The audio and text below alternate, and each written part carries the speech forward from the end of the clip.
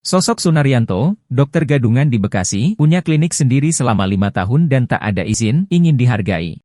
Polisi menangkap dokter gadungan di Kabupaten Bekasi, Jawa Barat. Dokter gadungan bernama Ingwi Tito Banyu alias Sunaryanto menjadi dokter gadungan selama 5 tahun dan sudah mendirikan klinik sendiri. Kapolres Metro Bekasi, Kombes Tuedi Aditya Benyahdi mengatakan kasus tersebut terungkap pada Selasa, 12 Maret 2024, sore. Mulanya pihak kepolisian mendapatkan laporan bahwa adanya dokter gadungan yang membuka praktik. Kemudian petugas Polsek Cikarang Selatan melakukan penyelidikan dan observasi terkait adanya aduan masyarakat tersebut di sekitar lokasi praktik dokter tersebut. Kemudian kami juga berkoordinasi dengan Dinas Kesehatan dan Ikatan Dokter Indonesia, IDI, Kabupaten Bekasi hingga akhirnya terbongkar dan benar itu dokter gadungan, kata Tuedi kepada tribunbekasi.com pada Rabu, 20 Maret 2024. Kepolisian mengamankan tersangka dokter gadungan bernama Sunaryanto pada Jumat, 15 Maret 2024.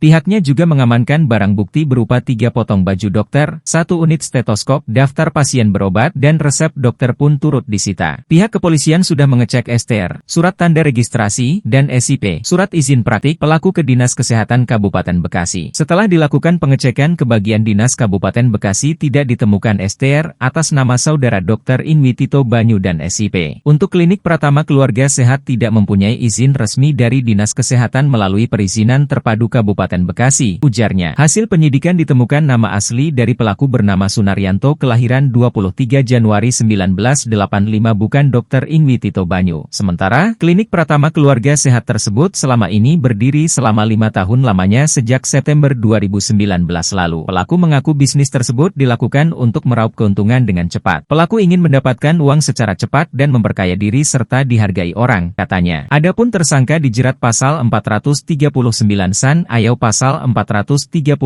dan atau 312 Undang-Undang Nomor 17 Tahun 2023 tentang Kesehatan dan atau Pasal 377 KUH Pidana. Sanksi ancaman hukuman penjara 5 tahun, jelas Tuedi.